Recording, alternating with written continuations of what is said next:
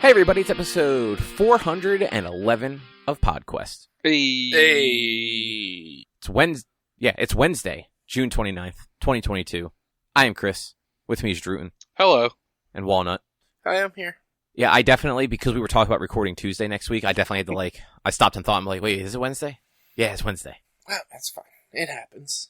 Days don't matter. Yeah. Days what all blend together. Not anymore. Not in this day and age. See what I did there? No. Days don't matter. Day and age. Oh, yeah. Day. You did a thing. You did do a thing. You're right. Yeah. Whether it was intentional is all up to me. It wasn't. We all know it. Maybe 20% unintentional. So we've actually have a decent list of things this week. So Rich, let's just get right to it. What's on the agenda? On the agenda, we forgot about Final Fantasy showcase that happened a couple weeks ago that we're gonna, I guess, briefly touch on. There was a Nintendo Mini Direct yesterday that had a bunch of stuff that made me excited. I guess we're gonna talk about Pokémon Legends Arceus. If you guys want, we played some board games last week. Cobb's gonna discuss some of TMNT Shredder's Revenge some more, and then Fruits Basket. Sorry. I swear to God, it used to be called Fruitus Basket. No, I definitely did that wrong though, and put the S on the end of both words, and that's not right. But no, I could have swore it's always been called Fruitis, Fruitus Basket. No, could have swore. No, it's always. I think we had this conversation last week when we talked. But yeah, that's gonna be the show. It's sort of jam packed. That Direct had a lot in it, but before.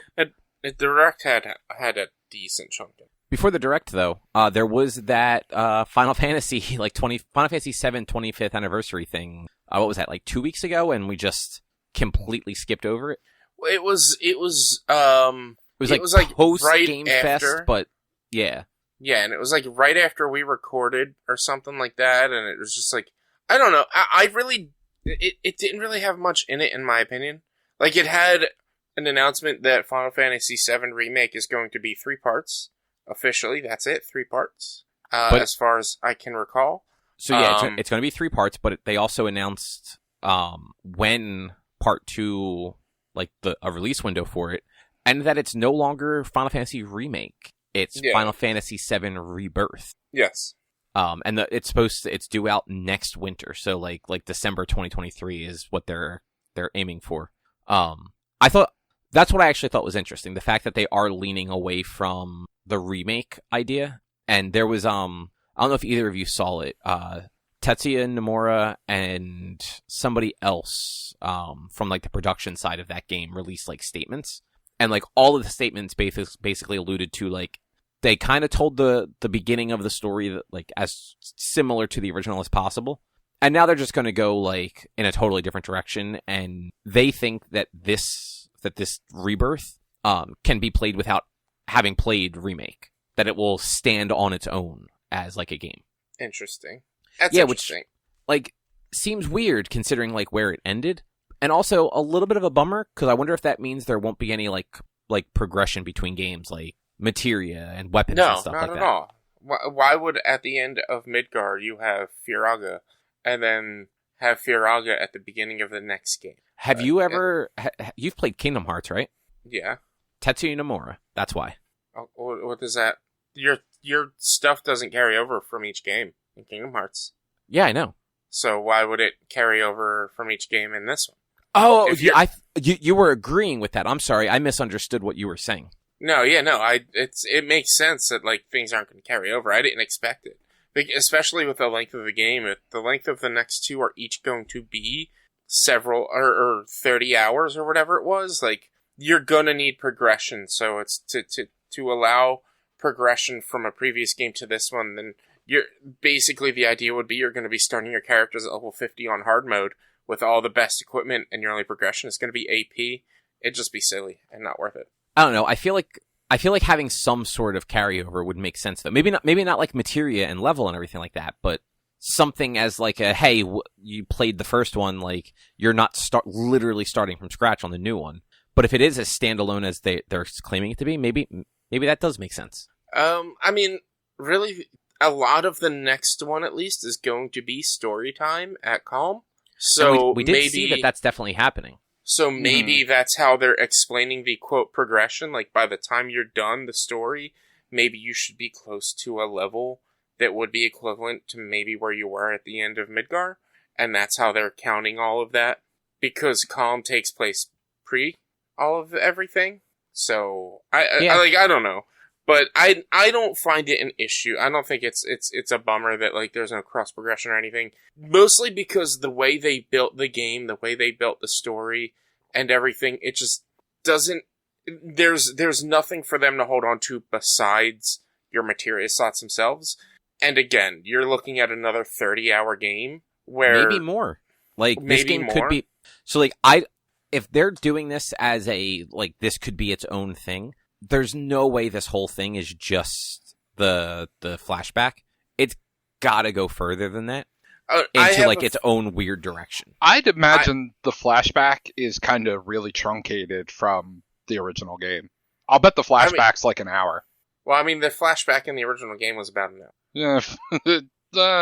Depends on how fast you read. It depends on how fast you read and stuff, but it's not much more than maybe 2, I would think. It's been a long time since I played it, though. So I played it, like, 2 years ago.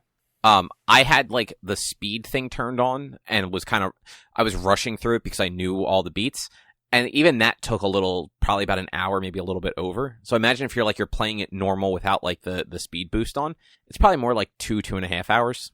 And that's assuming that, like, you're talking to people and kind of doing as many things as you can do at that point in the town. But yeah, I mean, did they explicitly say nothing's carrying over? No, they didn't. But, like, my thinking is, like, if they want the game to be as standalone as they seem to be alluding to it, it wouldn't make sense to actually even have anything carry over at all. Why? I mean, why would it? If they're building and, like, Richie's not wrong. Like, if they're building a game from basically the ground up and it's going to be another 30 hours, like, it wouldn't make sense to hand you, like, oh, here's all your high-level materia to start this game. I would actually be kind of shocked if you're not starting with a bunch of gear. Do you think they're going to do, like, you start with stuff and lose it? Or that you'll just start with it and just have it, and they'll just scale the game higher? I would think it probably scales higher than, like, normal mode in Remake. Yeah, they could bring your character level over, but, again, in Final Fantasy, most Final Fantasies, and I use the word most very strongly here, there's never a third fire spell, or a fourth fire spell. There's never a fourth ice spell. So if you're wrong? Most. I would say that's inaccurate. As far as I can recall, the only Final Fantasy I know that has Fire 4 and Fire 5 and so on and so forth is 14 because it's an MMO. Maybe 11 because also it's an MMO. No, 10 definitely had 4-level spells. Yeah, I'm pretty sure 9 does. I'm pretty sure there's Furaga, and then isn't there, like, the one with the J, like Furaja, or however you'd say it? Looks like fajita. I don't remember there being. I remember being Fire, Fira, and Firaga. I never remember a J. In Final Fantasy VII, there was only Fire 1, 2, and 3. Yep. In 8, I believe it was Fire, Fira, and Firaga. And I believe even in, like, 3, there was only, like, Fire 1, 2, and 3, or Fire, Fira, and Firaga. Yeah, I mean, look, 9 times out of 10, you're right. I found it. That 4th level with the J, it was in 11, like you said, like MMO. 14, so the other MMO, but it was also in Crisis Core and 12. And Tactics. Okay. Oh yeah, and Tactics. Okay, so... But you were right. Like, the majority of Final Fantasy games do only have the 3 fires, like Fire, Firaga. I thought it was more common. Mm-mm. No, it's you just play Tactics too much. I mean, fair. It's the best game ever made. So, but even so, you're saying bring in everyone at level 3 fire and level 3 spells, and there's only a 4th coming from that. Like, but there's so, like, I mean, granted, I don't really remember, like, how far they went with the materia in Remake, but there's so many more spells in Final Fantasy VII. Like you could get a lot of the materia in the remake. Literally, like, there was materia that in the original you could not get until much later in the game that you were able to get a hold of pretty easily in remake, including all the summons. There was bio. You had all the summons. All of my materia spells were at level 3. Was there contain? Was there meteor or comet? I don't think there was. Actually, there might have been comet. There was a contain. There was a bunch of I think there was actually enemy skill too, and there was a bunch of yellow materia. There was you enemy get skill. Most of that in Midgar in the original game. But sure, that's true. You can get a lot of it in the original. Sure, we get Comet 1, 2, and 3, but then what? I don't disagree with what Rich is saying. Like, to start a game, like, especially when people are going to be coming into it at different levels, like, you have to pick a point where, like, the standard start point is. Like, they're not going to make a game that can handle a person coming in to start it at level 35 and at level 75. Like, it's kind of got to be one, or actually, what was the level cap? Level cap was 50, but if you did all the hard mode shit, you could essentially say you were probably like 60 or 70 because you got additional AP and whatnot to skill up and gear up your character. Right. So, like, I think that's where you have a little bit of an issue there is I did not get the level cap. Like, I finished the game. I didn't go back. I didn't play hard mode. I didn't do any of the challenge stuff. So I finished the game, like, under level 40. And for me to go in at that level to start a new game, like, I can't have the same experience as somebody at level 50, and like, you don't want the level 50 person to have that same experience. So starting it over does kind of make sense. It'd be nice if they at least bring something, like, maybe, like, let you keep your materia, but it's all back to, like, level 1 or something like that. Well, all right, the game's going to start in calm in the flashback. Like, that's going to be the first gameplay stuff. So by the time, like, you get to playing the actual characters, like, it'll have done the tutorial, basically, with Cloud and Sephiroth. True. So, like, I don't see there being zero way they can bring some sort of your progression in. No, we're not saying that there's zero way. They can, but it's where do you go from where you were? Yes, you can increase the level cap. You can add Fire 4, but, like, there is a limit to progression. And especially with 3 games worth to try and cover. If I'm going in at level 50, having done all hard mode and everything else with everything maxed out, me jumping into a new game at level 50 with all the extra shit that I had, there's gonna be no progression, it's just gonna be story. And this is a game, although it is a story-based game, this is a game we're playing, there has to be a level of progression, there has to be a level of powering up, and to do that, you would kind of have to force people to maybe just start in hard mode. I mean, maybe that's what it is. If you hard mode to bring your stuff over, normal mode, it starts you at some level. But, like, at the same time, like, resetting all progression, like, what are they going to do? Is that what they're going to do every time? But, like, I mean, what weapons are you going to start with in the third game? Like, probably restart you every time, because the thing is, leveling up materia is not story-based. Collecting materia is not story-based. They don't say in the story, I'm going to use Fire 3, guys! They attack with Barrett's gun, and that's it. This is all gameplay mechanics. So when it comes to the gameplay, they're going to give you the most out of the gameplay by starting you back, unfortunately, at level 1, with level 1 equipment, and pushing you forward. Because it is all gameplay mechanics. I feel like you just argued the opposite, though. Like, if it's all gameplay, like, give me all the gameplay mechanics.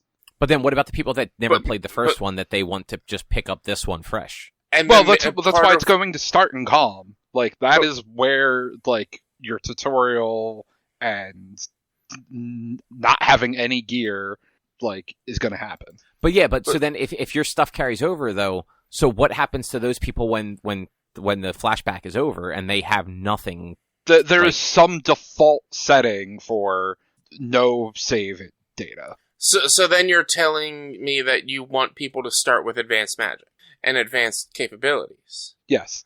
But if you could, like, I almost guarantee there's zero way you're starting. The characters are going to be level 1 with like the default weapon and no materia.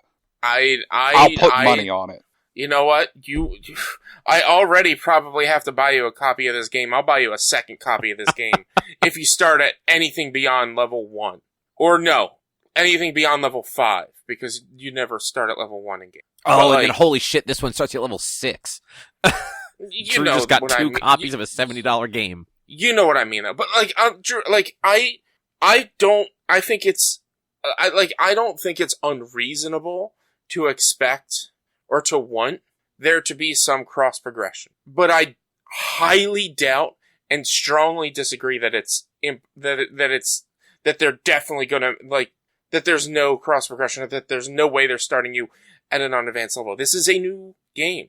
Although it's the same story, it's a continued story. When you played Final Fantasy X-2, was Yuna and Riku, were they at level 60 or 70? I have no clue. I never played 10-2.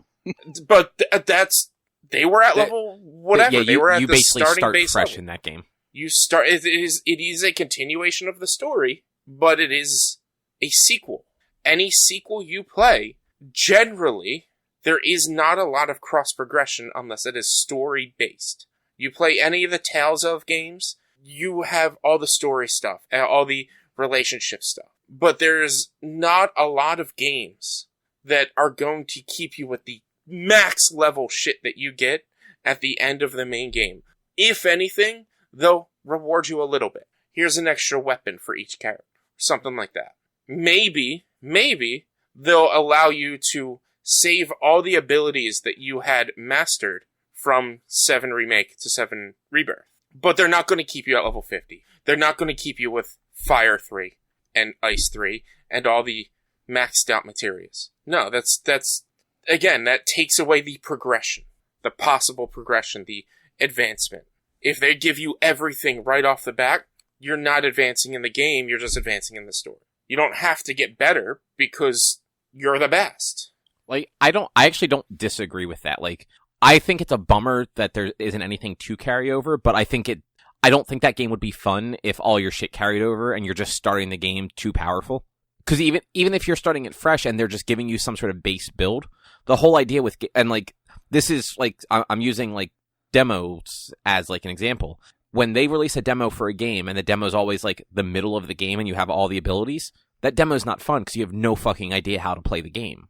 It'd be the same thing here. If you're getting dumped into this game with a character that is brand new but equivalent to somebody that played for 30 hours, it's not going to be fun. You're going to be overwhelmed. But you're not. Like 100%, this game is not starting you playing with the party from 7. You can't say...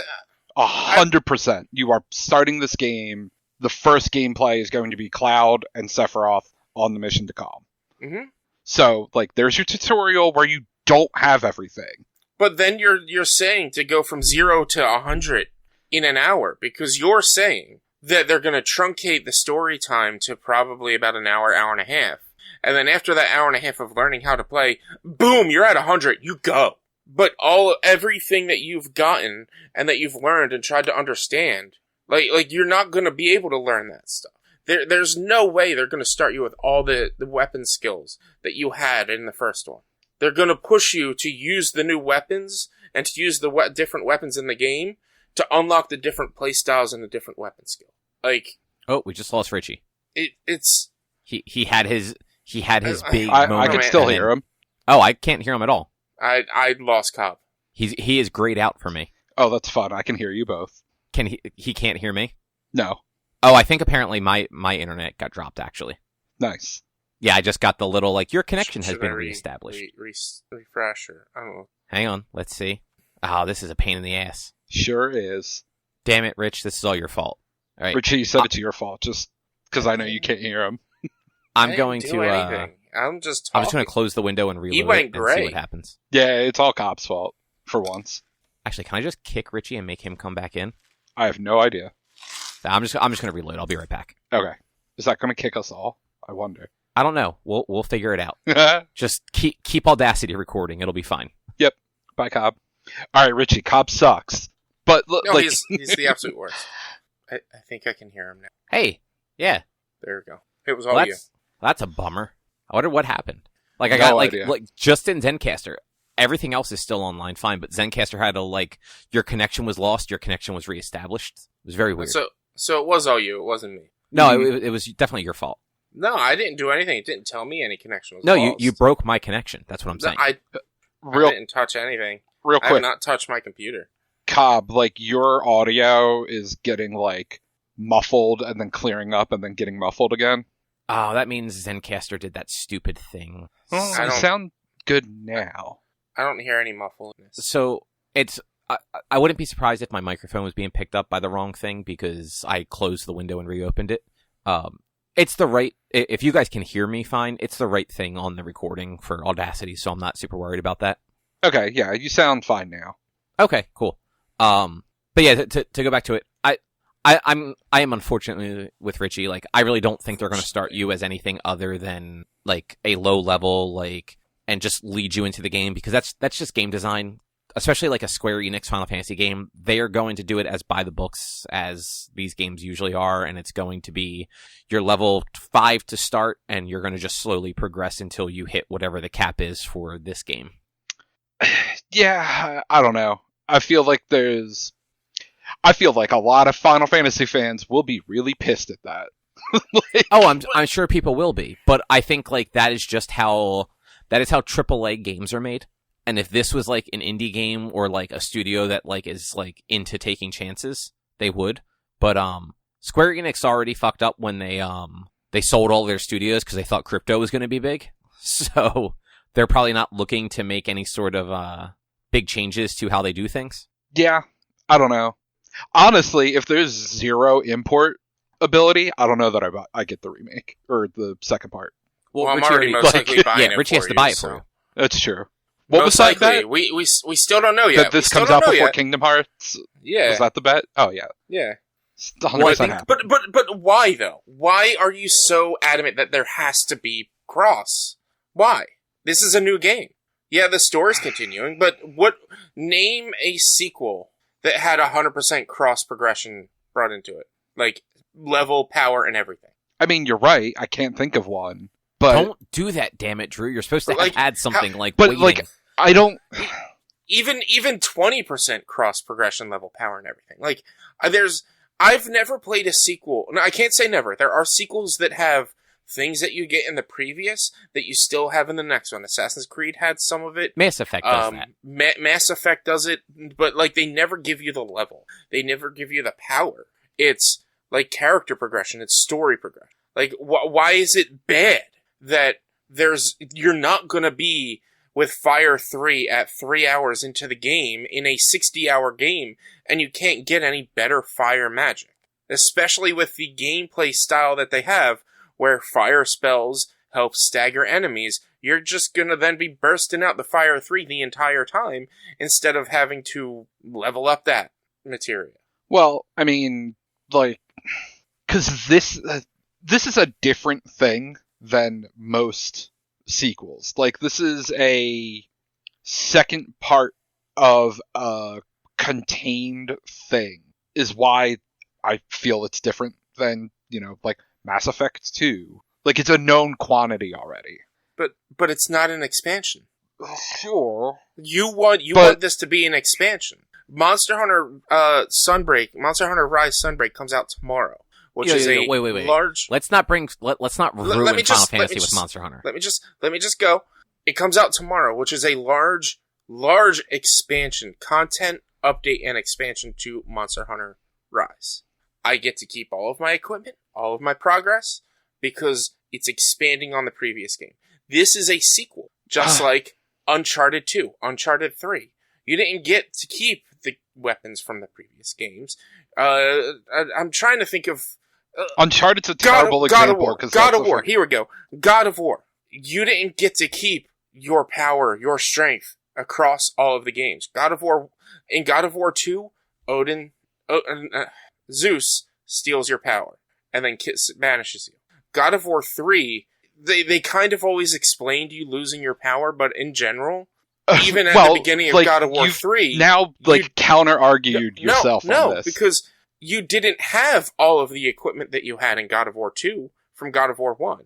You had the Blades of Chaos. You had maybe a little bit of the abilities that you had, but they took it away. Because that was story-based. That you lose your powers because you lose everything. And this is what I was saying earlier. The materia content, the level system, is not story-run. That is gameplay mechanics. They don't say in the story, I'm level 37. You just are level 37 because that's gameplay mechanics. Like, when you play a football game, when the Eagles and the Patriots play a football game, they don't continue the score from the previous game. No, it's a new game. It's new scores. It's new everything. This is a new game. It's a new score. It's a new everything. So my counter argument is, what's the justification for taking away everything? You didn't have it. But you did. Story-wise, you never had any of that bullshit. Yes, you did. Like, how the fuck did they get there then? Because they ran there, and Barrett used his gun, and Cloud used his sword, and Tifa used her fists. Like, they had basic magics and materias, but nowhere in the story does it say that it has evolved, that it has gotten bigger. Like, that's what I'm trying to stress. God of War let you keep those things because that was gameplay mechanics that you lost that at the beginning of those games. That's story that you lost it at the beginning. Zeus took it away from you. That's what I mean. Like, you're making the argument. No. Backwards, that's what I meant. then. It is story-based that you lost that, so they let you keep it at the very beginning, because story-based, you lose it. Because it was gameplay and story progression, mostly, that you unlocked those, because those games are basically Metroidvanias. You needed those abilities to continue further. Mm-hmm. In Final Fantasy, in an RPG in general, you do not need those things to progress the story. You can beat the game with Fire 1. You don't need Fire 3. You don't need the best all materia. You don't need the best cure. You can beat the game at the base thing. It is not story progression to unlock the more powerful spells. It is gameplay mechanics. So you are asking them to take away the gameplay mechanics of character progression, of power progression, because you want to have all the best things right at the beginning of the game. They don't need to... Who doesn't? But they don't need to explain why you have Fire 1 again, because in the story of the game, they don't explain that materias level up. They don't tell you that it is not story-based that your materia levels up. But I mean, I don't necessarily know that they hit on it in fucking Remake, but it actually is part in the story. Materia powering up is a thing mentioned in the story of Final Fantasy VII. But is it needed for you to progress the story? Yes, actually. Where? Where do you need a specific powered materia to progress the story? Like, do you ever need a specific power? I don't know that you ever need a specific because powered you don't materia. actually have to use materia at all. But, Rich, it's also part of the immersion of the game. You can't just take it away without an explanation if this is a direct continuation. You can't just... Like, I disagree with that. It's a sequel. But like, it's different. So, like, you used Uncharted before. Uncharted's different because, the plot of... I know you changed... I'm using Uncharted now because it makes sense. Uncharted 1, the game ends. Drake goes about his business. Uncharted 2 starts. Totally different set of circumstances. Yeah. There's no reason that he would have all those guns with him. But in this, you know that you left Midgar, and now you are at Calm. Like, assuming that's where it starts. They need to give you some sort of reason why you're going from powerful to not powerful when it's a direct continuation. Because you're looking at gameplay mechanics as story-based. And all of these gameplay mechanics are part of the immersion. It is part of the immersion of the story. It's part of the immersion, but it is not story-driven. You do not... Your level up is not based on the story.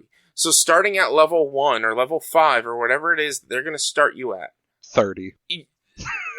Like, whatever level they're going to start you at in Rebirth. Like, you're not losing anything. You, as a player, are losing the, quote, levels that you had. But you're not, because A, you're starting a new game, and B, your character technically did not have that shit at the end of the game when it comes to telling the story. But Yes, your immersion... That doesn't matter. That is a bad...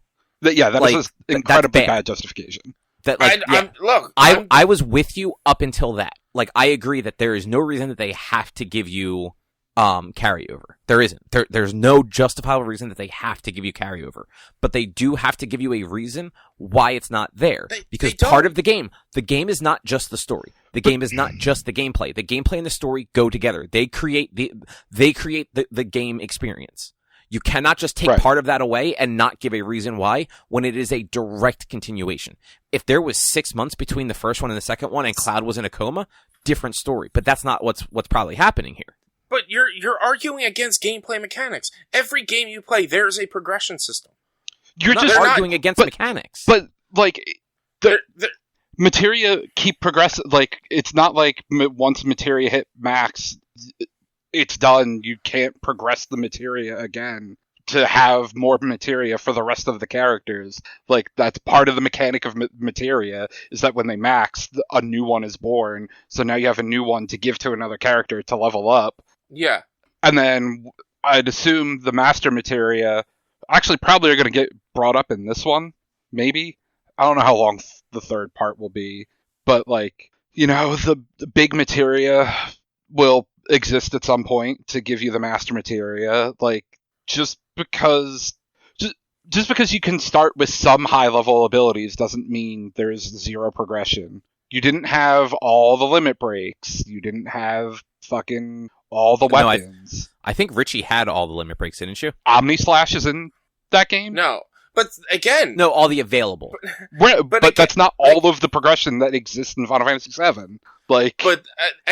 Also, remember, this isn't Final Fantasy VII anymore. Yes, it is. No, it's not. No, Rebirth, it is actually supposed to be, like, going in its own direction. It is. You can no longer assume that what happens in Rebirth is going to follow what happened in the original. But I'm going to stick with my guns.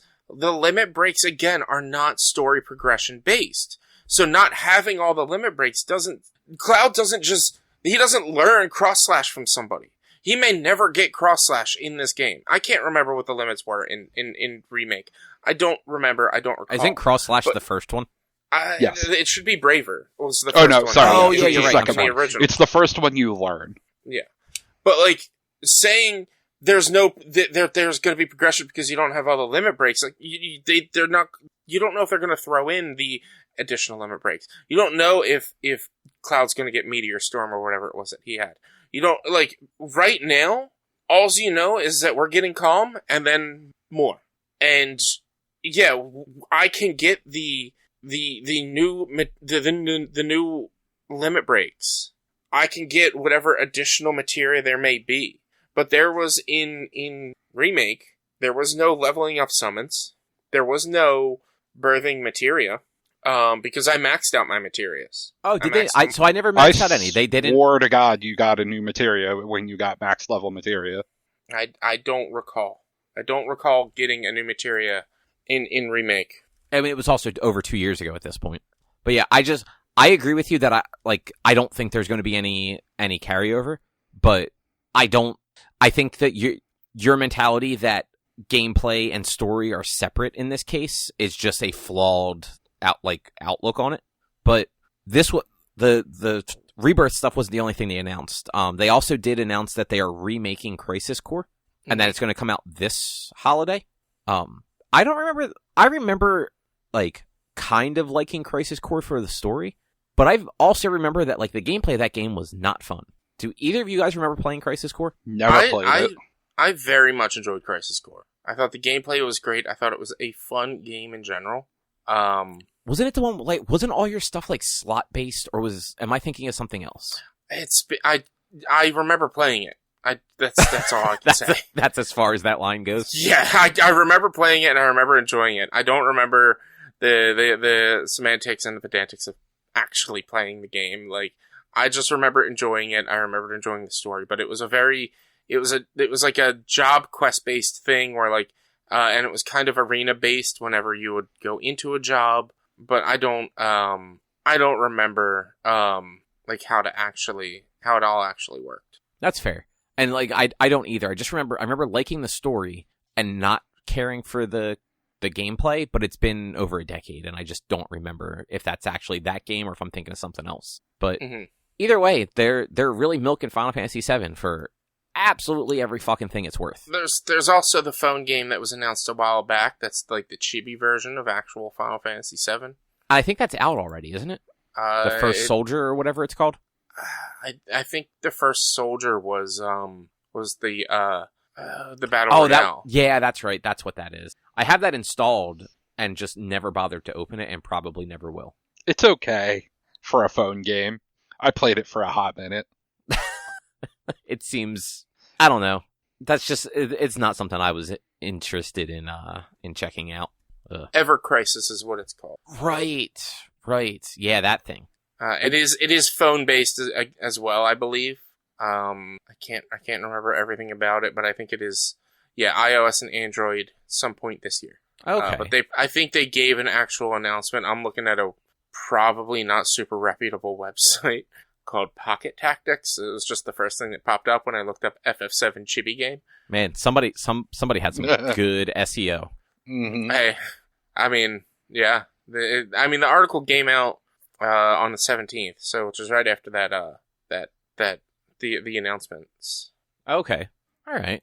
Well, do you guys want to talk about that the mini direct a little bit? Yeah, let's get into it. So, Rich, you mentioned there was a bunch of stuff you enjoyed from that. What piqued your interest? You act like I remember. I have an article put up on it. Obviously, it starts with Sunbreak for sure.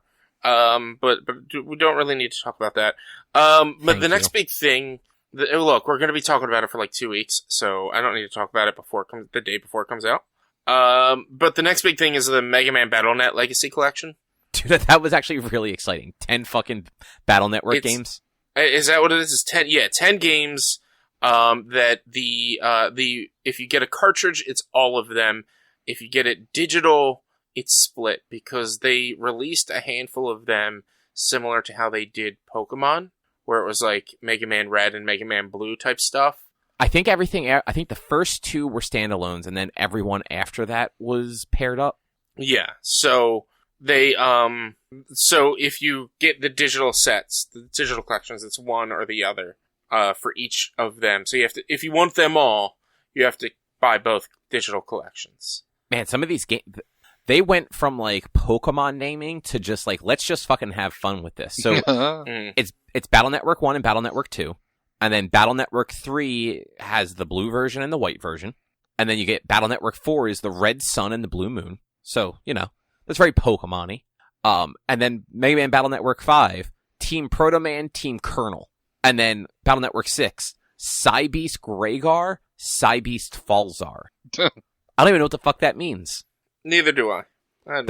Those games were fun though. I enjoyed those. Yeah, I played whichever one. One of them was a GameCube game actually at one point, and I played that one. And I think I had one of them for the GBA. I can't remember which one, but I now have to add it to my list of Mega Man games. I don't know if I have to play both of each versions to count as playing them all, but I'm not going to do that. No. Also, the GameCube game was not a Battle Network. It was in the same vein, though. It was Network Transmission. Yeah. Same style and everything, but I don't think it actually was like the same like storyline as these. It wasn't the same storyline, but I think it was like the same characters. I think it was like a spinoff. Okay. I can't 100% remember though. Yeah, I played the first 3. Like I think I still have 1, 2, and 1 of the versions of 3. Mm-hmm. They were fun games. Yeah.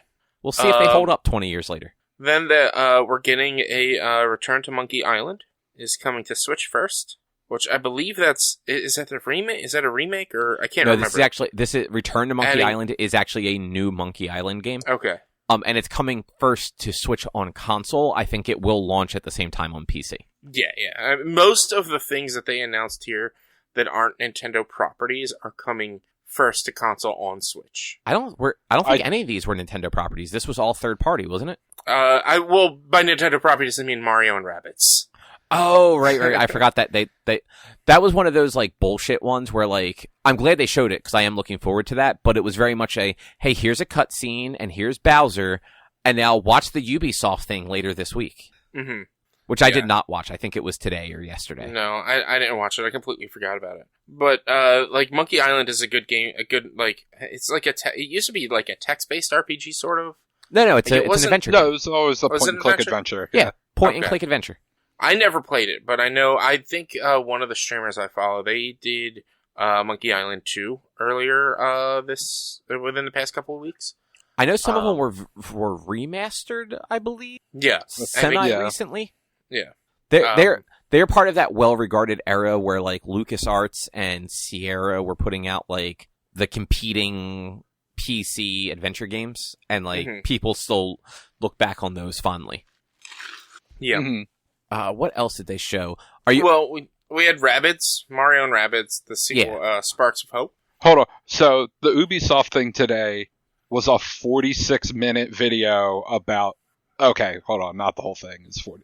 It was 40 minutes. 20 minutes of this is counting down to Mario, but it was just Mario, the Mario thing. It wasn't like a whole big Ubisoft overall thing. It was just talking about this, the Mario and Rabbids. That's what I figured. At least Ubisoft has like their priorities straight.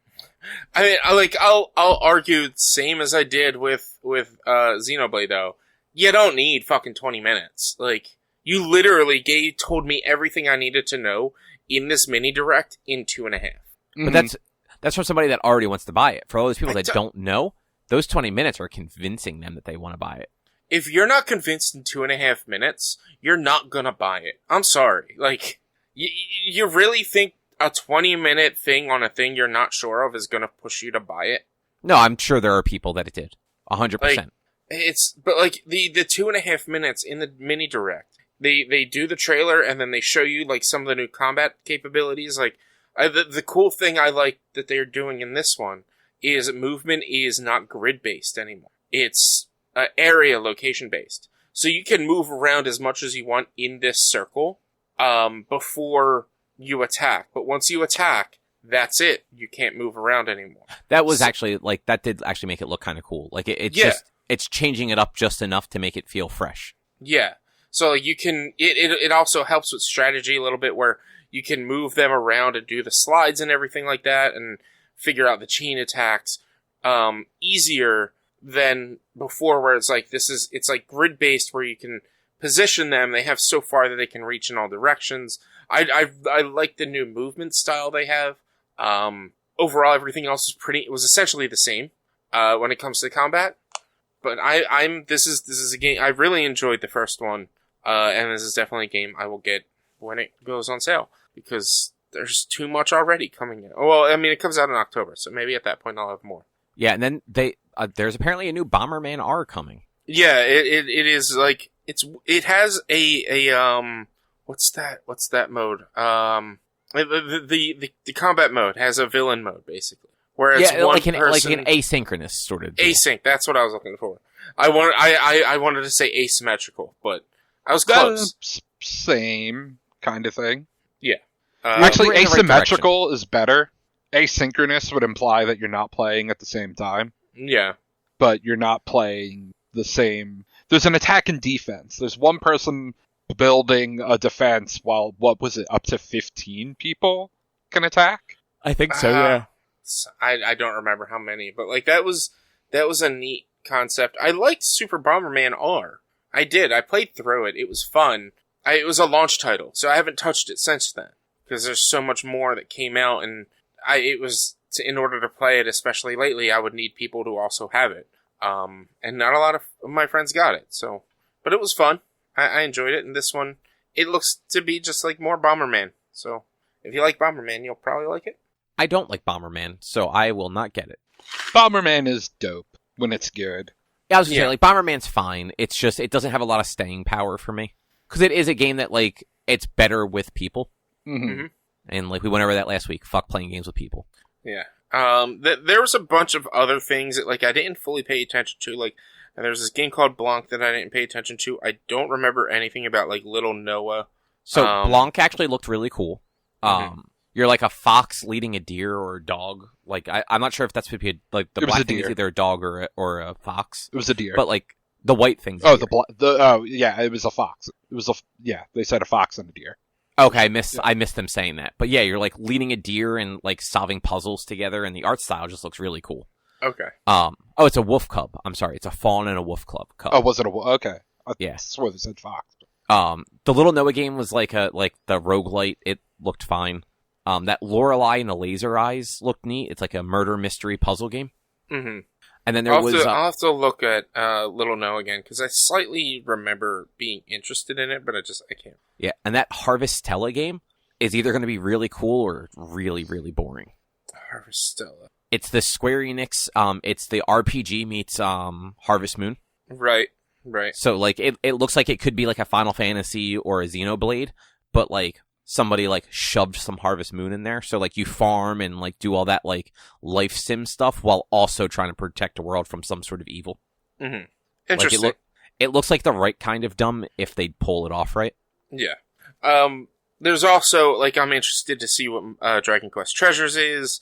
They're doing Minecraft Legends, of course. I think we've known about that already. They should that either at Game Fest or at one of the other things. Yeah. Probably Microsoft, actually, now that I think about it. We're getting a release of both Portal 2 and Portal 2 Co-op. It's already out.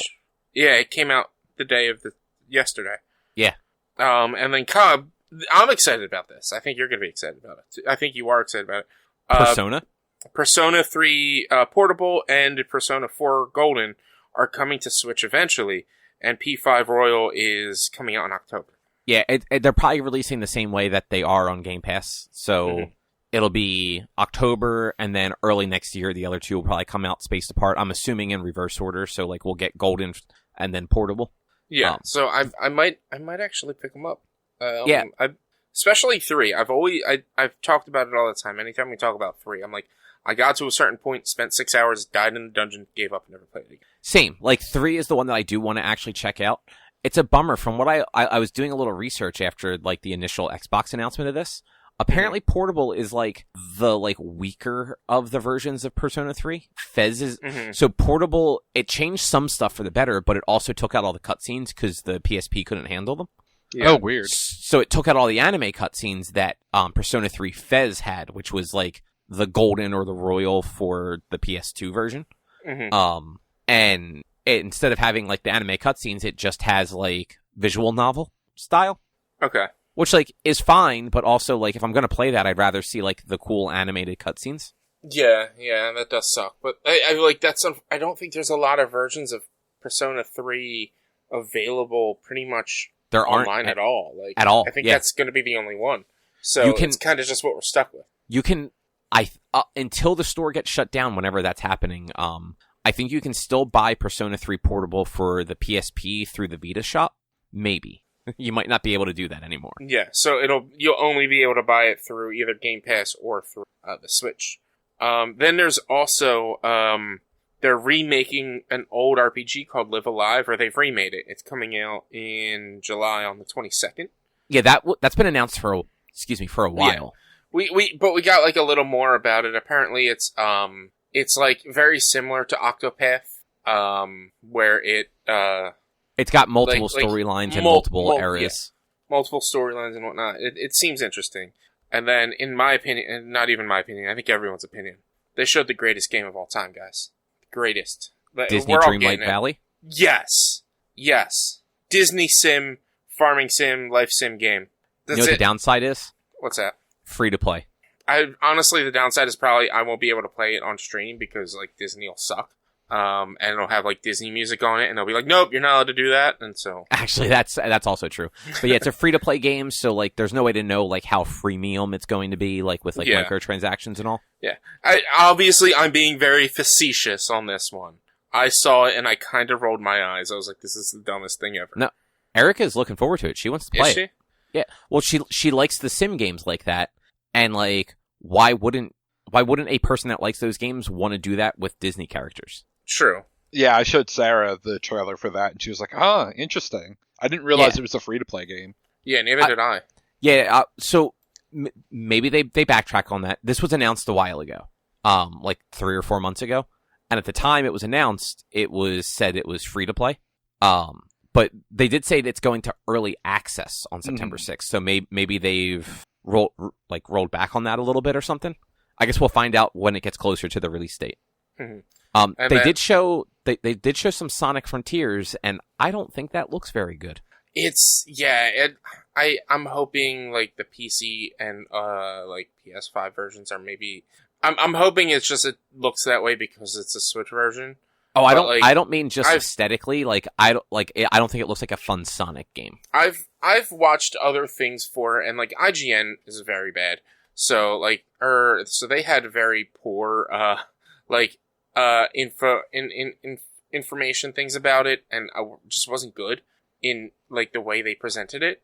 But like I'm still excited and interested in it, but it's unfortunately like I sort of agree. It's not going to be a game that I pick up day one. Like something about it like that is not what I want from a Sonic game. Is I think the easiest way to kind of like put it. Like I want a game that like you're going fast in some sort of like in like levels designed for that specific thing. Mm-hmm. And this just looks more like an open world action game, and like that's not a Sonic game. Yeah. It's very interesting with the path that they took with this. And like I'm interested in it. I do want to try it out, but I'm like the more I see about it, the more I'm like you guys went too far. You went a little too ambitious. And this is not fully Sonic, and they're having a hard time finding that good merge of Sonic when all we want are 2D Sonic games, or just side-scroller. It doesn't have to be 2D. Just give me a side-scrolling fucking Sonic game. You're not wrong. Yeah, and like, I don't think that a 3D Sonic game is like immediately bad. Mm-hmm. Like, the Sonic Adventure games have their issues, but like, they're still fun because they broke it up in a way where like, Sonic levels are speed levels, and then like, Knuckles levels are like exploration and like puzzle solving levels. Like, they came up with a concept. This looks like it's like, well, you're Sonic, but you're gonna just be like fighting things in a big open field, and like there's robots and. Yeah, I have a feeling it's going to be if I were to get this and if I were to play this, my issues with this are going to be very similar to my issues with Elden Ring. There's a lot of open space and a lot of nothing between it, and it's like the other problem, the other sort of issue, and it's just because it looks so weird. There's just fucking rails all over the place. Like, it's not like there's rails along a bridge. It's, just up 30 fucking miles up into the sky. It's not even 30 miles. It's like 30 feet because there's so much popping. 30 feet up in the sky, there's just random circular corkscrew rails all over the place. Like, why is that that's just there? Green Hill Zone, man. In the last 20 years, Sonic has just put grind rails all over Green Hill Zone. But it's not Green Hills. It's a different world. I know, but I can't think of any of the other world names. No, it's not even any of those worlds. It's its own thing. We don't know that. No, they've explained it already in so many ways. They even explained it in that trailer. We don't know that. This could be this could be Planet of the Apes. We could get to the end of it, and there's just a fucking. It's been Werewolf Sonic putting rails all over the place. Let's not bring up Sonic Unleashed. But yeah, like I want this game to be good. I really do want it to be good, but it just based on what IGN showcased. And again, I don't like IGN. I think they're bad at showcasing games, and I think what they provided was bad. Like it doesn't look the excitingness that Sonic should be, and it's just it doesn't fully work. There's going to be a lot of because Sonic is about momentum, and there's going to be a lot of times where there is no momentum. Like, you're just standing there looking around. And like you said, Cobb, Knuckles is the one who's supposed to be looking, while Sonic is running. Yeah. Like, Sonic's whole moniker is gotta go fast. Like, look at the movies. Just make a game based on the movies. That's never a good idea, but in this case, it can't be much worse. Honestly, it might be... No, it wouldn't be. It wouldn't be. But it couldn't be worse, right? Yeah.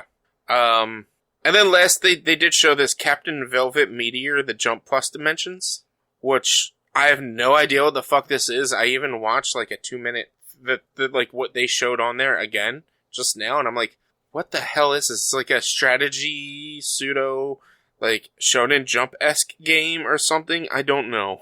Oh, I do remember. I kind of forgot what this was until I just looked it up. I do remember seeing this and being like, okay, this is odd. But yeah. Yeah. They had a couple things like that they showed. Like that there's the Doraemon Story of Seasons that they're bringing over to here. There's like the Pac-Man World like remake. Oh yeah, they're remaking Pac-Man World. RPG Time, which is interesting. Like they had, and then there's Railgrade, which you make trains, which is fun. I mean, I feel like you're going to be getting that one, and you're going to be spending a whole lot of time on stream with it. We'll see when it's on Steam sale. I'm not going to waste Switch space for it. But yeah, overall, like, it was a decent mini direct. It had a lot of stuff in it, and I enjoyed I enjoyed a lot of what I saw. Some of it I was just like, meh, whatever. But some of it I was like, a lot of it, a good number of it piqued my interest. Like, I know you guys played the hell out of it, but they're also releasing the what's it called? The Nier Automata, the end of Yorha edition. Oh, right. Switch. I mean, that game's really good. I don't know that I would want to play it on Switch of all places, because I just don't think the Switch is going to run it well. Though apparently they managed to have it run at 1080 30, which I guess good for them. Yeah, but I feel like that's not great for that game. I feel like that game needs to run at 60. Did it run at 60 on PS4? That's what I'm curious about. If it I don't think it did. But, like, the PS4 at least didn't have, like, the PS4 could handle, like, the vast open areas that they had in that game. I don't know that the Switch could. Little Noah was, like, the pseudo-Pokemon type thing, which I thought was a Metroidvania. Oh, right. That was something that I was like, I'll have to look more into it. But, to kind of move on from this, because it is getting a little late, Rich, I saw that you had dipped back into Pokemon Legends Arceus. Yeah, I was hoping to get further into it before Monster Hunter came out, but I didn't play it enough. And now Monster Hunter is coming out, and I'm not going to be playing it for at least a week. But yeah, so, I got back into Legends Arceus. So where are you at in it? Because I saw you playing last night, but I couldn't really get like a good feel for like where you were. I'm in the 4th area where you're going into the cave. I have to go get Electrode. 4th area? What's the actual like I don't know. Biosphere, whatever you want to call it. It's cave and snow. Like, literally, you enter into it, and the only way to go is a cave. And to enter into the cave, the one guardian lady, she's like, you gotta fight me. And then I was just like, no, bitch. And she's like, fine, you suck, and I hate you for no reason. And she turns around and walks away. Oh, okay. I remember that one now. So, that's the one after the water, I believe, right? Yeah, like yeah. The beach? Yeah. I have to go fight Electrode, and because he's frenzied, and she's all like, he's just shooting lightning, it's not a big deal. And right. So you've done Cleavor, the Petalilly, the Arcanine, and now you have the Electrode. And then you have the final one is like the snow region. Mm-hmm. Okay. All right. Yeah, but I played for about 4 hours last Thursday, and I did like the whole Arcanine arc, and then when I played yesterday, all I did was side quests. I was working on doing side quests. I actually had one of my viewers trade me a large Buizel, because fuck that quest. Unfortunately, he did not have a Cherum, so I still have that quest. Oh, the Cherum's a bitch, because they're in trees in one specific area. Mm-hmm. And they're a super, super low spawn rate. Yeah. So you have to go to that one area and just throw Pokemon at the shaking trees, and eventually, hopefully, one falls out and you can catch it. Mm-hmm. Yeah, no, some of those side quests were real. There were some real bullshit side quests in there.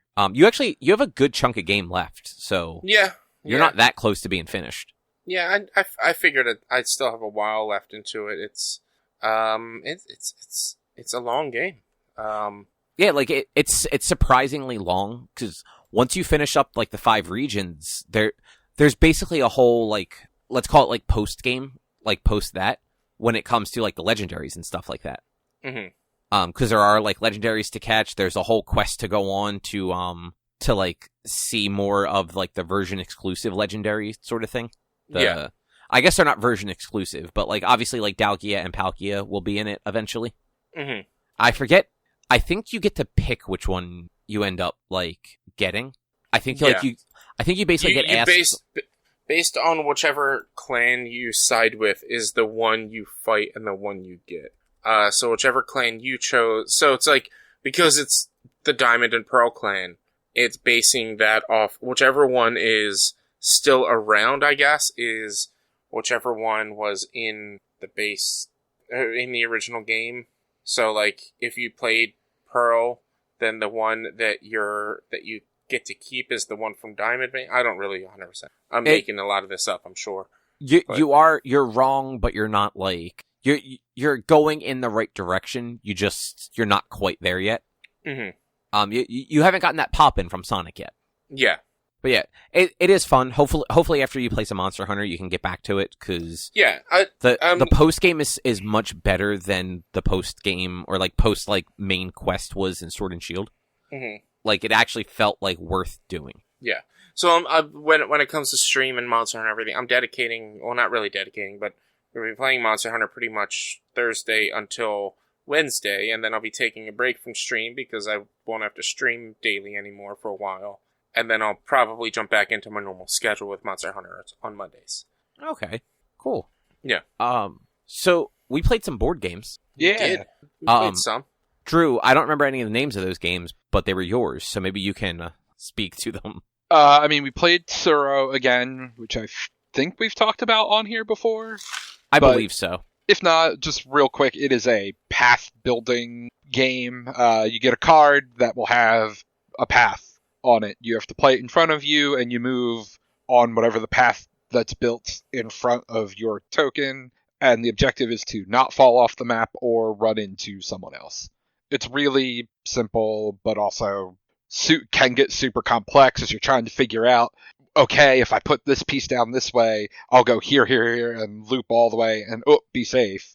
And then you eventually wind up, especially if you have a bunch of people playing, where 2 or 3 or 4 people will all get moved by one person putting a piece down, and it gets crazy.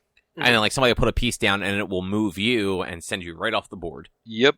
So I think, Richie, you did that to Drew, right? Yeah, I won my first game by doing that, too. Mm-hmm. Yeah. And then I lost. What did we play? Like 3 times, and I lost each other time because I made it to like the last 2 each time. Mm-hmm.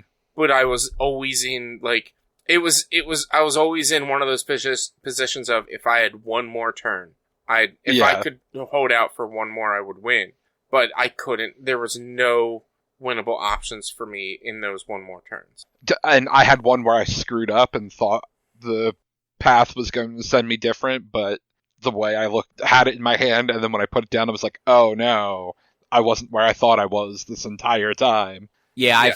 I've done that a couple of times too. Like you're looking at it, but the way you're looking at it, you're like, okay, so this is the one that's going down, and you put it down, you're like, oh fuck, it was actually this other path that it was going to match up with. Mm-hmm. Mm-hmm. Yeah. Then we played a game called Side Effects, I believe it is. You're trying to cure your mental illnesses, but then the medications that cure your mental illnesses can make you susceptible to other mental illnesses being played on you by the other players, and you go around until you've cured all your mental illnesses. And the cards are cool. They look kind of like tarot cards mixed with like old-timey medicine thing. It was cool looking. Yeah, I enjoyed that one. Like, I thought it was actually a lot of fun. Be 100% honest, I thought the cards looked cool, the tarot style. I wasn't really thrilled with the concept. Once I found out what the concept was, it kind of took me out of it, and I was pseudo disinterested, but I played it just to see how it was. Overall, if the concept was anything else, I would have absolutely enjoyed the game, but I did not enjoy the concept. Like, as in dealing with mental illnesses? As the gameplay mechanic concept.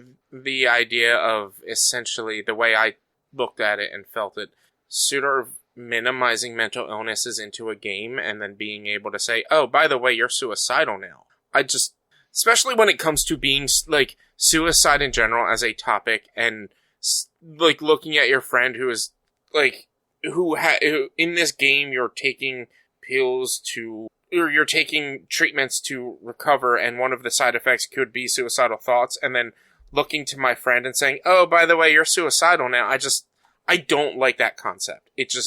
Why don't you stop caring about people? I mean, that was one of the things that turned me off of like friggin' Borderlands 2 when I played it after it was like remade, when I bought like the combo pack or whatever, and I played Borderlands 2. Early on, there's a game where like a woman kills herself because a guy asked her out on a date, and I was just like, yeah, I don't play that game anymore. That's just fucked. Like I just, that to me, it felt like, yes, you're bringing identity to these illnesses and diseases, but you're also, in a sense, I took it as you're kind of minimizing them and turning them into a game. And it's like, these should be taken more seriously than playing a game. Like, I can understand that. I guess, like, I was not thinking about it in any sort of, like, real fashion. I was mostly just looking at, like, oh, like, this is actually, like, a fun concept as far as, like, how you play. Like, I thought the gameplay was fun. Yeah, if the gameplay were not mental illnesses and it were anything else, sure, I'd be down for it. Because it was the concept of the game was curing mental disease or mental health issues, and dealing with mental health in an aspect that I'm trying to have fun, and I sit here and it made me disinterested. We get it. You don't like dark humor. But no, like, I get it, what you mean, 100%, but I don't feel like this game is necessarily, like, making light of suicide or any mental illness, for that matter. Like, but you're not wrong. Like, I don't know. I'm not saying it's making, I am saying it's making light of it, but I'm more saying that, like, it's, I don't know, it's just, to me, the way, like, while playing through it, I was just like, you're reducing these actual issues down to cards. You're being, like, and I can't defend that, because then we could go and play Risk, and yeah, we're reducing war to cards, but, like, I don't know, I just, when it came to the whole concept of it and the idea of it, of you're trying to recover, you're trying to get better, and then turning into just you're trying to win by forcing potential other issues that are major issues onto other people. Like, I would never wish any of those issues on those cards on any of my friends. Never.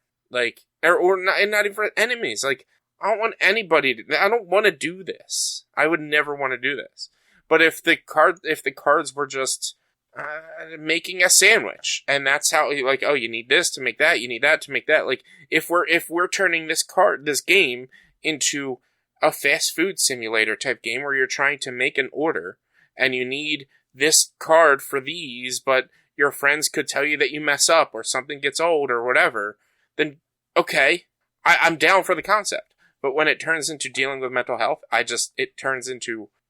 get a sense of you're reducing these actual issues into a board game, which both opens up the conversation of these things, but also is very reductive on the conversation of these things.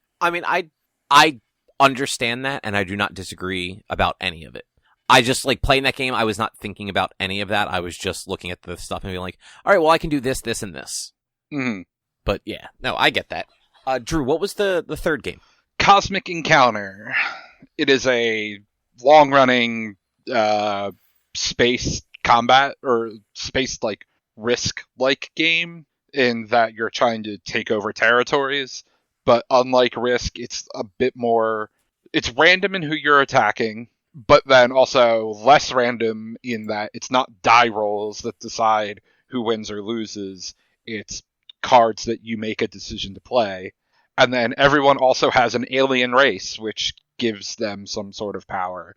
Like, I was the Tripler, which any card, attack card I played that was below a 10 got tripled, but any attack card that was above a 10 got cut in 1/3. Yeah, like, I didn't dislike that game, but it definitely had a little too much going on. Like, between, like, keep track of all the different cards, because there were, like, your cards that had, like, your attacks, but then there were all those other, like, cards that could do, like, things depending on, like, the place in the game it was. It was kind of, like, a lot to keep track of and follow along. And I imagine, like, if you play it a couple times, the rounds start to go a little faster. But I think we only played, like, 2.5 rounds, and it took, like, 2.5 hours. Mm-hmm. Yeah, it was there was a combination of lack of interest from some of the players and technicality of the game that made the rounds go longer. That if we had started with that game, it might have gone a lot different. It definitely would have gone a lot different. But we were playing it we started at like almost 10 o'clock at night, which is normally half your people's bedtimes. You're not wrong. But yeah, I think it had a lot of like a lot of cool stuff about it. Like I liked all the alien races. I thought they was really neat. There were a few too many of them, but at least that gave you plenty of like potential like things that you could have. Yeah, it makes it so almost no 2 times you play that game are ever the same, which is actually really cool. And if we ever play again, and you get the tripler again, we're definitely calling you on bullshit. I don't think that card is very. I don't know. Well, I mean, it both sucks, but is also. I feel like it's OP, man. No, it definitely is. It is OP. It was pretty powerful. I think, like obviously, like, it comes down to the cards in your hand, too. Like, if Drew had been dealt a hand that was all high-level cards, it would have been absolutely useless. True. But at the same time, with, like, with my capability or my abilities of, like, forcing people to get rid of cards, like, that reduces that lowers the strategy of what I would do, because then, I mean, I could be getting rid of low-level cards to force him to get rid of his low-level cards. Exactly. Yeah. but then, all right, well, then it's not forcing people to get rid of their high-level cards. And, like, they need to get rid of the high... If I throw down a 50, then they have to throw down something, either a 50 or get rid of ships. Like... So but also, if you throw down a 50, you've just taken a 50 away from yourself. Like, yes, I've taken a 50 away from myself, but then like if you threw down a 50, your 50 is then like 17. 15. Like 17, which is still a high number. And I mean, we only played a little bit. I didn't see anything above a 15. I had played a 30 at one point. Yeah. Well, in my hand, I didn't see anything above a 15. So right, like, but remember, a 15 for me was a 5. Yeah, but a 5 for you was a 10. No, it was 15. It was a 15, or a 9 for you was a 9 for you was an 18. Like 27 multiplied by 30. Come on. Yeah. But for some reason, I thought you. No, it was the tripler, not the doubler. Is it the I thought it was doubler, but anyway, like. I don't know, it just, the strategy then turned into, we all got to team up on Druten, and then no one was teaming up on Druten because everyone was teaming up on me. Well, yeah, because you kept making us delete our cards. Asshole. That's what I had, that's my ability, there's nothing else I can do. Yeah, but you gotta take that asshole out first, but versus the guy that just triples or, 1/3 his stuff. Like, but also, that's where you were impacting all of us. Drew was only hurting the person that was attacking him. This is true. Yeah, I wish there was more of... I didn't like the level of chance for who you were attacking. Fair, but then that also stops, like, people from piling on and just wiping someone out immediately. True, but if you don't have cards to not attack someone and you have an alliance with someone and you're forced to attack them... Well, there are no permanent alliances in that game. Or you could set up an alliance where you're always going to work with someone. Like, maybe, yeah, that is part of the negotiation. There's cards that can stop that. Like, what? Cards that can stop alliances or cards that can stop fighting? Well, there is a card that, like, because in the turn order, one of the things both sides of the combat can do is ask for alliances. There is a card that you can play that goes, okay, no, nobody else is allowed in this fight. Mm-hmm. Yeah. And everyone that joined has to go the fuck back. There's also those cards that let you, like, I'm sorry, I'm drawing a blank on the words I was trying to look for. Like, so there were cards that let you end combat without any combat, essentially. And then there negotiate. Yeah. Well, no. So, like, I had a card at one point that basically just said, like, yeah, no, this isn't happening. And it just canceled the combat turn. But then, yeah, there are the negotiate cards that if both sides happen to throw those, you actually get to negotiate. Yeah, like, there's all that stuff, but it turns into my my issue with Hades. Like, the level of random, it then becomes too random. Because it's random who you're going to fight. It's random what you're going to do based on the cards you have. And since you're not drawing cards every turn, you have limited options each turn. Yeah, I do wish that there was a mechanic where you drew cards more frequently. Because, like, I had the ability that, like, if after my one alien card, I got to pick the second one. And that second one was, like, I could resurrect people's ships after combat. And then I got to draw a card. That was great. But, like, before that, it's like, well, the hand I had 3 actual, like, attack cards in it. And all the rest were just, like, those were honestly kind of garbage. Yeah. And they were useless to me. So, like, I could only really attack 3 times. And they weren't... I had that 130. That was the only good one I had. And the Hate's ability, you can only force a discard of encounter cards. So they attack the treaty or the artifact. Like, that's it. You couldn't discard the white cards. And so with my ability, with everyone's ability, if you run out of encounter cards, then you get to draw again. Or you discard and redraw or whatever. Mm-hmm. But, like, I started with 4 attack cards and that's it. Like, I had 4 attack cards. I don't remember the total start deck, but it was like I had 4 red cards, 2 white cards or something like that. That was it. Those were my options. And so I was forced to fight every round or try to join in on a fight every round to try to blow my cards. But it's like, if I lose the fight, then I'm losing my ships as well.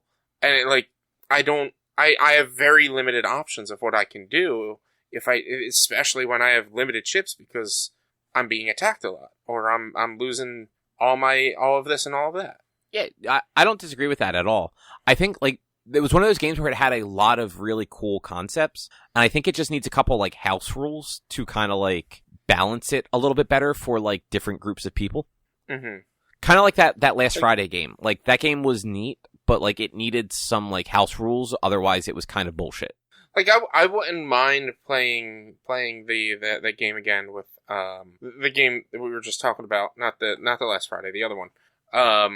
Cosmic with, like, Encounter. Cosmic Encounter, with the base rules, like, try to get through a whole game and, like, see how I feel about it further on, plus, with better shuffling, because the first time we shuffled, the decks were split in half, and then the second time we shuffled, I still didn't get much of anything.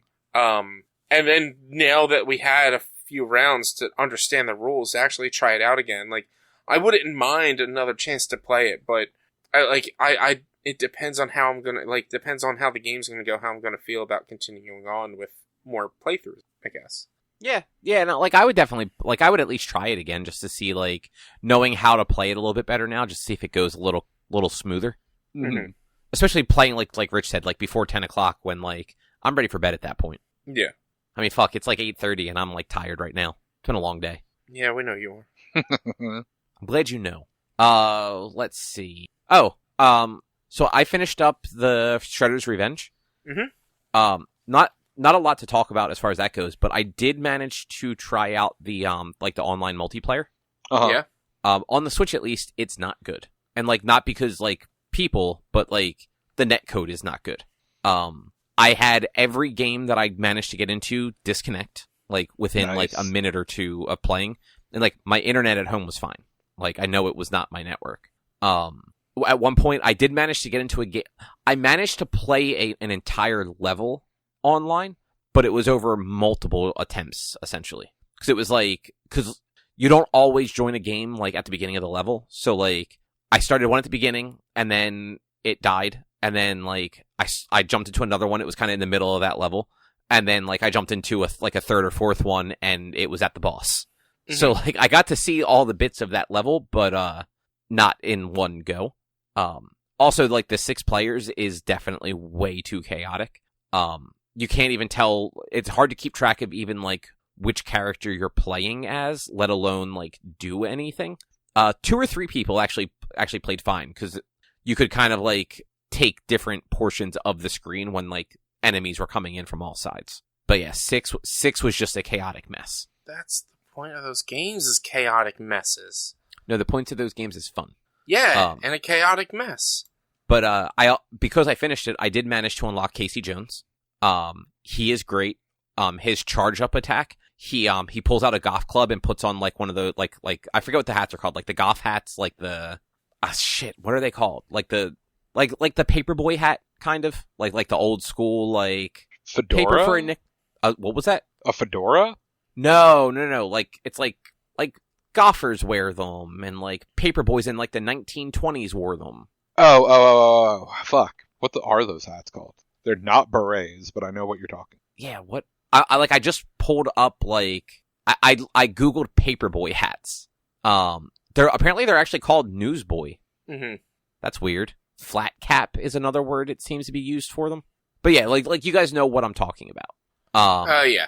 Yeah. Mm-hmm. He puts on one of those hats and then like cues the golf club to swing it at somebody. It's very good. I liked it.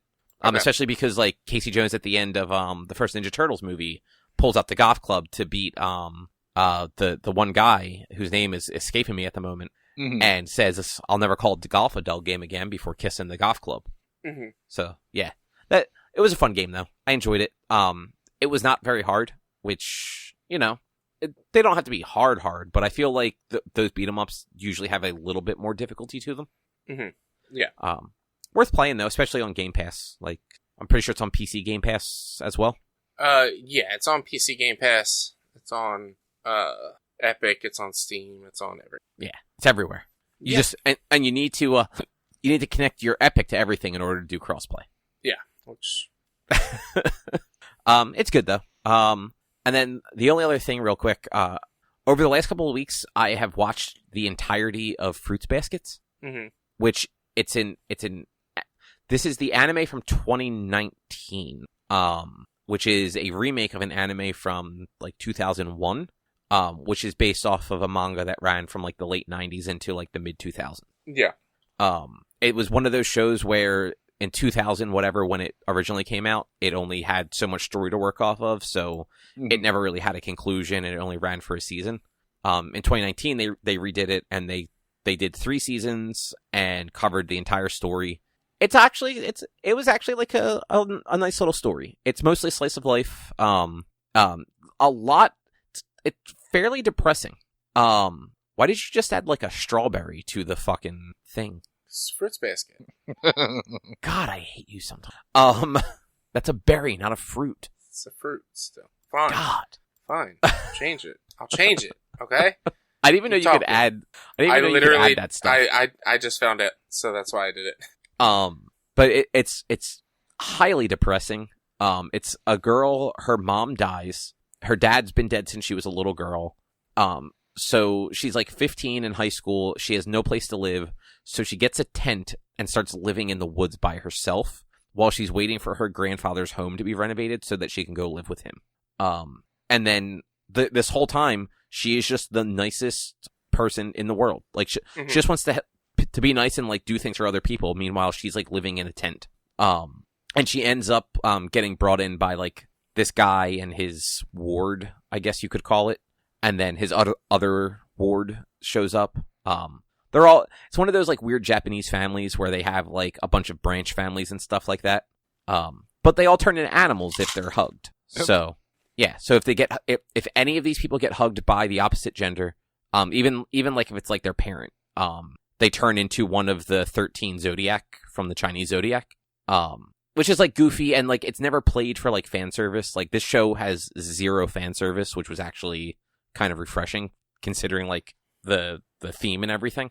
I feel like there was an anime I watched back when I was like a kiddo, like young, where like when they got wet, they turned into animals or something. No, that's Ranma. When Ranma gets wet, he turns into she. Right. Okay. All right. I feel like there was another show where and Dragon Ball. Lunch, when she sneezed, she went from super nice purple hair to angry, I'm gonna murder you all blonde hair. Yeah. Yeah. But yeah, it was actually like, it was a nice little story. The last season was rushed a little bit. Like the last season was only 13 episodes. Felt like it could have been more. It had a resolution. It as far as I know, it followed like the manga. But I feel like a lot of things just happened a little too quickly. Like, I feel like probably in the source material, certain things took a little bit longer and there's a little more fleshing out of them. Like, I mean, spoilers for like a 20-year-old story. By the end of it, all the curses are broken. So people don't turn into animals anymore. And I feel like they had a couple of them early on where like they specifically show you them breaking. And then at the end, just everybody's kind of breaks at the same time and there's no real like fanfare to it. And it just felt like it was a little disappointing because there's at least a couple characters that you would have liked to see it actually like be like a meaningful moment instead of just like, oh, it's gone. But then there was a movie that the movie was like a recap of the last season of the show, but then a prelude about the main female character's parents who were both dead. And like, it was fine. Like it was a decent movie, but like the end, super depressing because it's literally just watching this, like her mom die alone in the street after getting hit by a car. Like just like the whole thing is relatively like optimistic up to that point. Like, you know, she's going to die. There was like the sad bit after the dad died, but like it was mostly okay. And then it's just like, oh no, she gets hit by a car and dies in a puddle of her own blood alone. It's like, Jesus Christ. I was gonna say this sounded a lot like Paddington for a while. No, now it doesn't. Like Toru, the main girl, is basically Paddington. Like, yeah, she's kind of an outcast. Nobody wants her at first, but then like she basically becomes friends with everybody she meets, and even like the person who hates her, she ends up becoming friends with at the end. Was there an arc where she was in jail and she made the jail better, and some of the jailers and convicts helped break her out of jail? No, but I'm sure if I really thought about it, I could find some sort of like connection to it. I did. Let's do it. You're on the spot. Let's go. When we were like kind of like halfway through it, I did tell Erica it was basically the same as Naruto. You know, everyone's a little put off at her at first, but she's so nice and caring that like everyone just ends up like adoring her at the end. Mm-hmm. And she basically just does that by talking people into liking her. Yeah. And by the end, like the quote unquote villain of the series who kind of hates everybody, like comes to also want to be her friend. Yeah. So it's very Naruto. Very, very Naruto. It took place before it, but all anime is basically Naruto. You can do that. Yeah. You can figure it out, especially if it's shonen. Yeah, if it's not Naruto, it's definitely Dragon Ball. And if it's not Dragon Ball, it's One Piece. Yeah, actually, like that's probably true. Man, I just saw apparently One Piece. The guy, I forget if I mentioned this on here or not. Oda, the creator, he announced that like he is getting ready to start planning the final arc. Getting ready to start planning the final arc. How many episodes? How many issues? Over under 250 episodes? Well, so let's just put this, let's go by manga chapters. My Hero announced that they were entering its final like arc over a year ago. Mm-hmm. It is still going. Yeah, but it's entering its final arc, and that's based on the manga or the comic, which, I mean, it could still take a while. It could probably be another year or so, because I don't think it's weekly. No, My Hero is weekly, and so is One Piece. Okay. Yeah, One Piece has happened every week for 25 years. That's insane. And like, I say every week loosely, like, there are weeks where it doesn't happen, like holidays, other things come up, like the dude does take time off occasionally. But apparently, like, I remember reading this about the guy. He only sleeps like 4 hours a night. Mm-hmm. He lives in a separate place from his family so that he's not distracted. And he's actually taking a month off. So I think it was last Sunday was the last, issue of One Piece until the end of July. And that's only because he has to prep for the new movie that's coming out. He's going to go to South Africa to see the Netflix show, film. The 25th anniversary is happening that he has to prepare for. And he's storyboarding the final arc. That'll probably be another 10 years worth of fucking story. Mm-hmm. But yeah, like otherwise, like 25 years going just straight through. That's wild. Yeah. Those manga creators are fucking crazy. Like even look at like Naruto. Like Naruto went for 20 years before, or like close to 20 years before Kishimoto like kind of like stepped back and like one of his assistants took over for Boruto. But now like he's back. Like he is like the primary person on Naruto again, or Boruto. Like those guys just if they find success, they just run with it. And like I can't say I blame them. No, yeah. If I mean, they're probably making bank with this stuff too. So like, they're set for life. They probably don't have to work a day in their life anymore. You know, I wonder how that, like, ends up working out. Like, because in, like, American comics, like, if somebody has, like, a crazy influential run of something, that doesn't necessarily equate to money for them. Because, like, they get their standard page rate for, like, whatever book they're working on, unless it's creator-owned. But, like, with manga, like, they don't technically own the stuff, I don't think. Like, if it runs in Shonen Jump, I think Shonen Jump owns it. Mm-hmm.